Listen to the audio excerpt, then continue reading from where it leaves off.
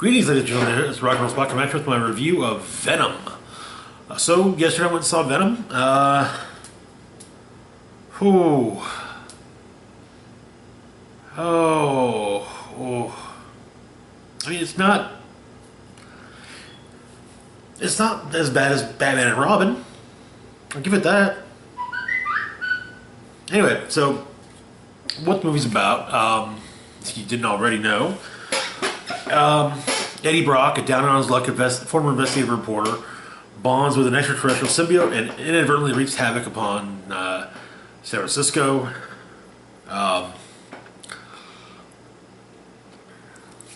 It's not the havoc being wreaked isn't entirely his fault. He's being chased by the person who agents of the person who brought the symbiote to Earth in the first place. Quick opinion: if this hadn't been trying to ride on the Marvel gravy train, it would have been at least a somewhat better movie. There's a lot of issues. Oh God, it's the movie is so edgy. It's so edgy. You could cut yourself off on the edge of the movie.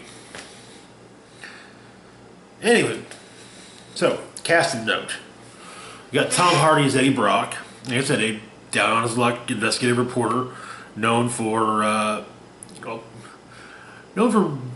actually doing a good job of investigative reporting that has had positive consequences.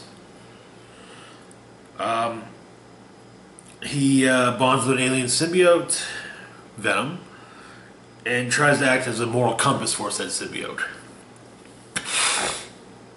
Next we got Michelle Williams as Anne Wang,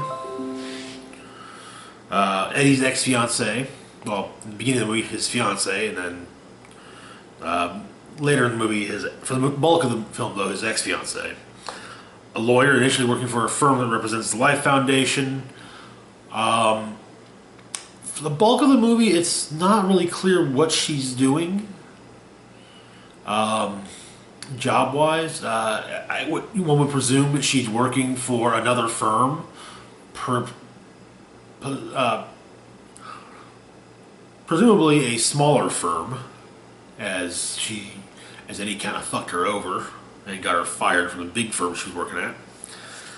Next up we got Riz Ahmed as Carpenter Drake, and as well as Riot, CEO of the Life Foundation. Genius, most definitely a genius, as is explained by when Eddie is interviewing him early on in the film. He's accused of questionable research practices. Eventually bonds with an escaped symbiote, Riot. Kind of like a more openly evil Elon Musk. I think that's the best way to describe him. Scott Hayes as Roland Treese. He's the security chief of the Life Foundation. But and he's tenacious. There's not much to say about the character. Jenny Slate is Dr. Dora Skirth, a scientist at the Life Foundation with a degree of morality when it comes to research, but it still takes a while for her to actually say something to anyone about it, about what's going on. Reed Scott is Dr. Dan Lewis, Anne's boyfriend. He's a surgeon. Actually a fan of Eddie's investigative reporting. Melora Walters as Marla, a homeless friend of Eddie's. Peggy Lou as Miss Chen, owner of the grocery store, that small grocery store that Eddie frequents. Woody Harrelson as Cletus Cassidy, serial killer whose interview with Eddie is set up at the end of the movie. All right, so on to the breakdown of the film. Start with Act 1. A research shuttle crashes in Malaysia, and one of the research subjects escapes by jumping from body to body. It's no. After that, investigative reporter Eddie Brock gets an interview with Carlton Drake, the head of the Life Foundation. And the night beforehand, he happens upon an email to his girlfriend, well, to his fiancée, which he reads and has confidential materials regarding one of the various court cases concerning Drake. And he brings all of it up in the interview, causing the interview to cut short and leading to him being fired, as well as his fiancée being fired and her calling off their engagement.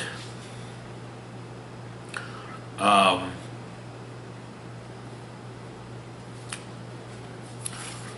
that's pretty much where Act 1 ends. Act 2 picks up 6 months later. Eddie's life has changed for the worse. We are introduced to the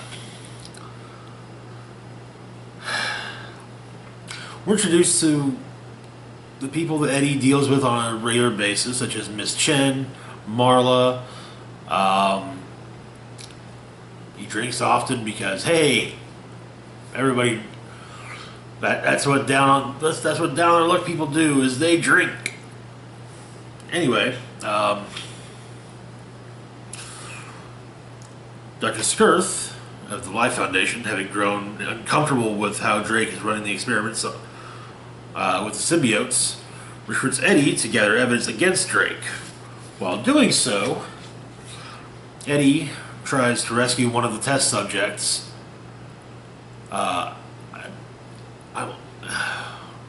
swear it's Marla, but other sources say that it's not. It is a nod to. It utilizes the name of one of the character from the story that the movie is largely based on. So, but anyways, he manages to save her, to get her out of the cell she's in, and she attacks him. During the attack, the symbiote switches from her to Eddie.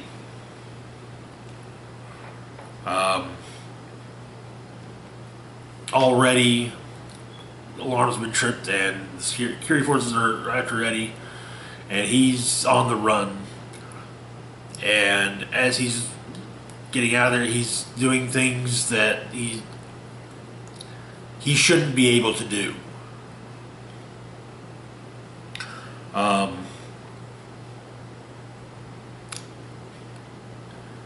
After a few days of dealing with the symbiote, who introduces itself as Venom, Eddie ends up going to find. Well, first off, Eddie's introduced to Dan when he goes to see how Dan's doing. Then he tracks the two of them down. How he tracks them down, I don't know. But he tracks them down to a nice restaurant. Or could it be he ends up in the restaurant and sees them there? It's very unclear but anyway,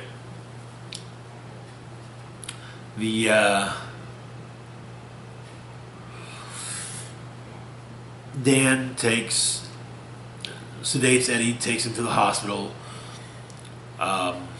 starts running tests on him, puts him in an MRI, and this includes an MRI. The MRI, however, proves to be painful to Venom, and so it stopped, and he gets out, talks a bit with Dan. Eventually, helps him, walks him out and says, that, hey, once we got your test results, we'll I'll let you know what's going on, what's up. He says, yeah, you probably got a parasite of some kind. So, meanwhile, Dr. Skirth has been found out as the person who brought, at the moment, another person into the Life Foundation.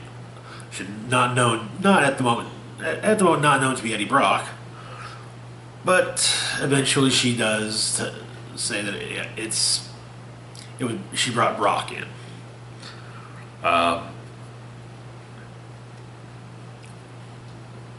And so now they know that Eddie has the symbiote. So Drake sends a security team led by Treese to bring in Eddie. However, Venom manages to make short work of Treese's men, and after a chase throughout the city, Eddie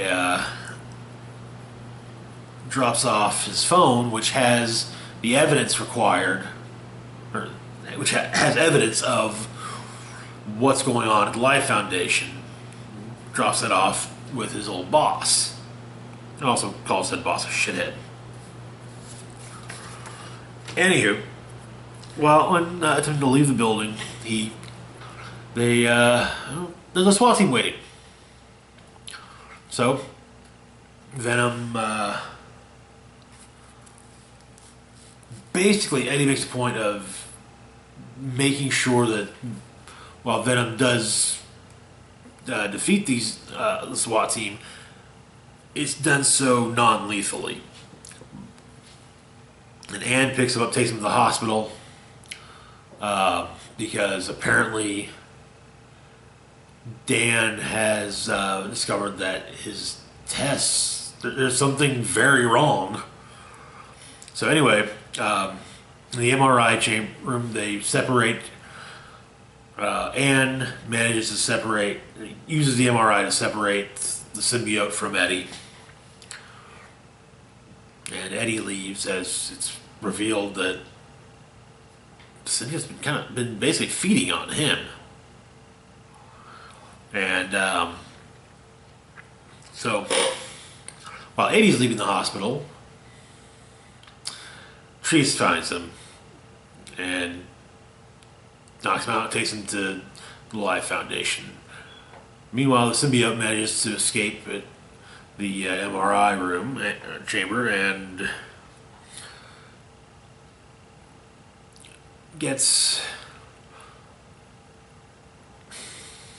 manages to make its way to Eddie.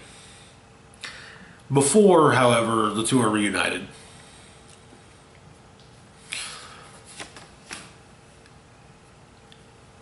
Drake questions Eddie about the symbiote, where it is. During said questioning, Drake reveals that he himself now is in possession of a symbiote. When Drake comes to the conclusion that Eddie is no longer needed no longer necessary.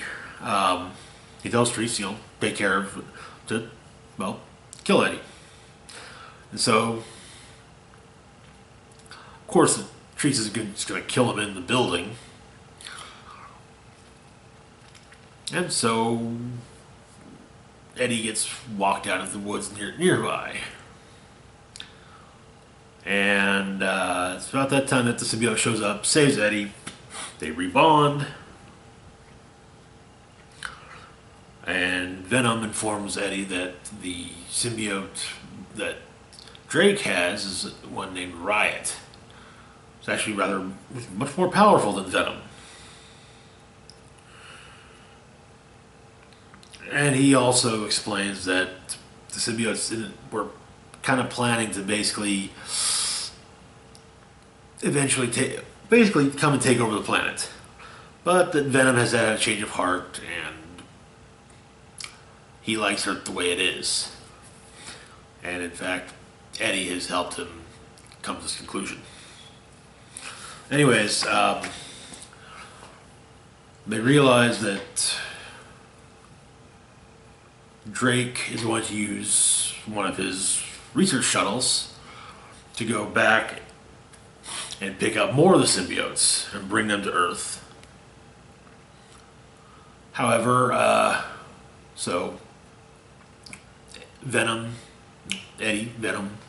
just Venom really, goes to the launch pad to try and stop this, and of course, we have the big symbiote fight.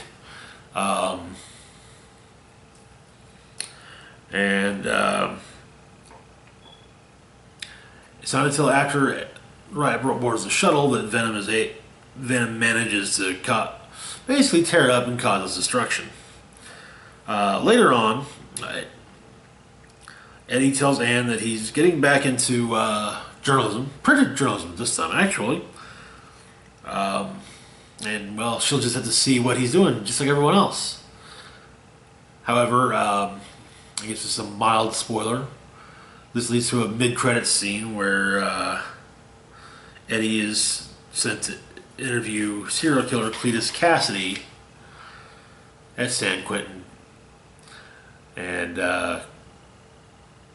when Brock enters the room where in the cage that Cassidy is in, Cassidy informs him that when he gets out, and he will, there will be carnage. Anywho, so the ups and downs of the movie. To be perfectly honest, there were actually really decent shout-outs to the comics. The Daily Globe gets a mention. John Jameson, son of J. Jonah Jameson, gets a mention.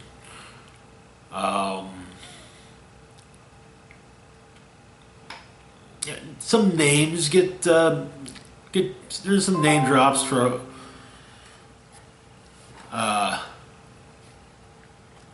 there's some name drops from various Venom comics, especially Lethal Protector.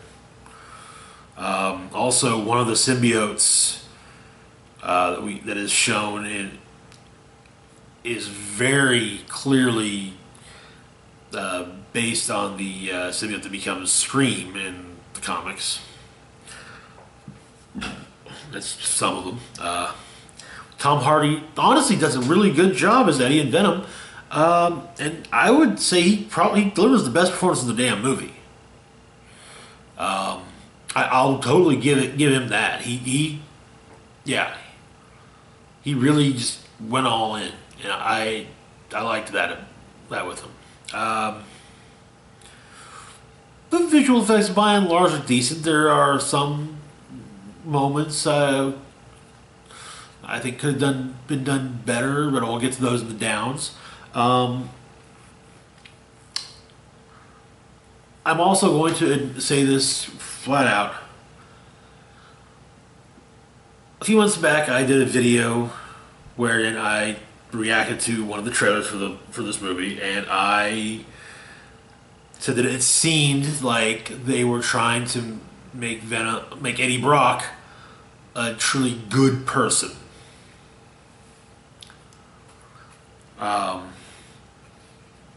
And I mentioned the fact that in the comics, Eddie seems incapable, at least at first, of ever taking responsibility for his actions. Always blaming somebody else. Oh no, it's not my fault I lost my job because I didn't check my source. No, it's Spider-Man's fault because he caught the real guy. Spider-Man's fault that my wife and kids left because of all that. No,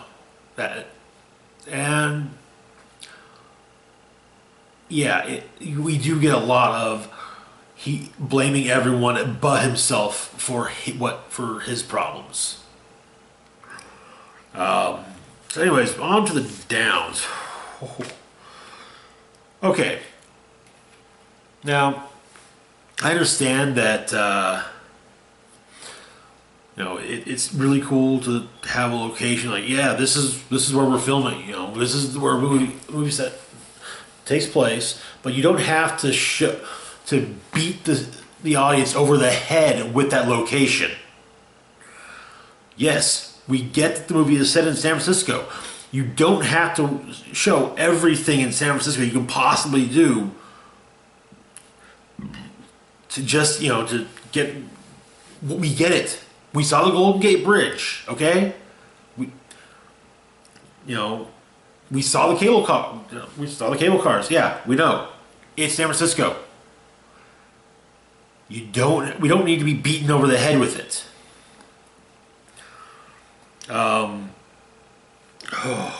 This next one. Woody Harrelson looks laughably bad as Cletus Cassidy. I swear when they were getting ready to shoot the scene,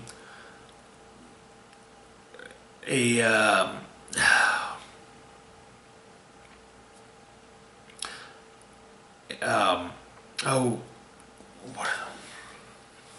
what is it called? A production assistant got sent to a Halloween store with $5 and said, "Hey, I need a curly red wig.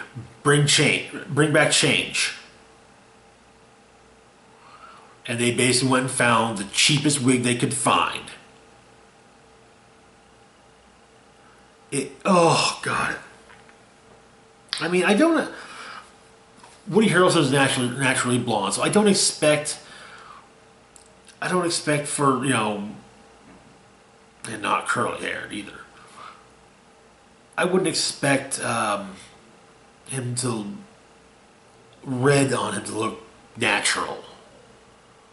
But I would expect that, by God, they would at least try. Like it's just bad. Most of the characters are really ill-defined. Like I mentioned with Treese, he's the tenacious chief of security for the Life Foundation. That's like all you can say about him. He does his job. Marla is slightly more defined. Okay, so she's opportunistic and knows how to, convince Eddie to give her money that he probably can't really spare. But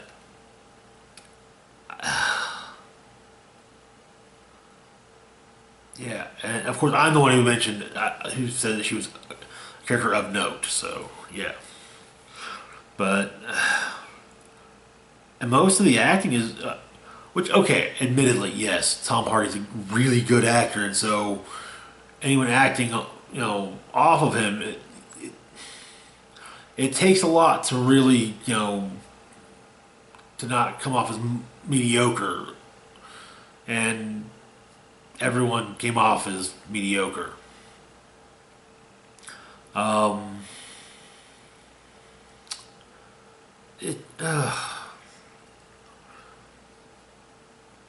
Now I mentioned I did have at least one issue with the visual effects.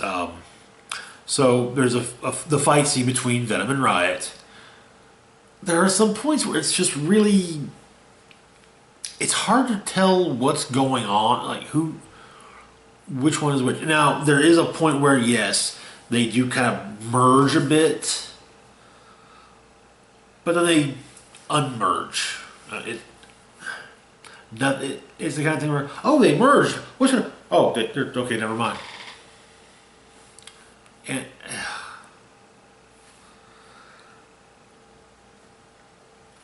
so, anyways, the overall opinion. As stated earlier, if it wasn't trying to ride the Marvel gravy train, it would probably make for at least a somewhat better movie. I'm not saying it would be a good movie, but it would be better than it is. Venom without any Spider-Man at all, it doesn't work as well as Sony wishes. I hate to say it. And if this is any indication of how Sony plans to handle the Marvel characters that they have the movie rights to, they should really sell the rights back to Marvel. Because, yeah, that's no.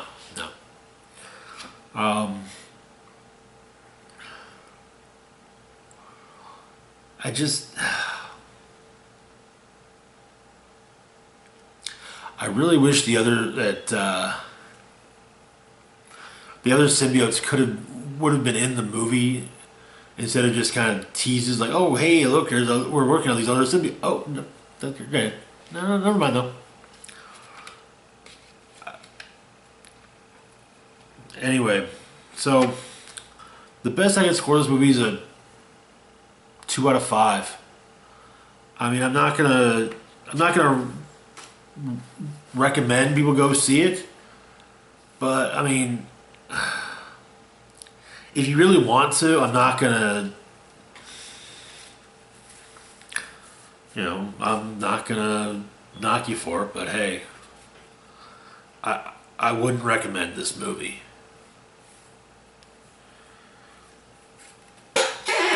Anyway, that's all we got for today. Tomorrow we'll be doing another installment of Building the Team. And that's it. As always, feel free to like, share, and subscribe, and hit the bell icon so you can be notified when I put up new content. This is Rock Box signing off, saying, live long and rock hard.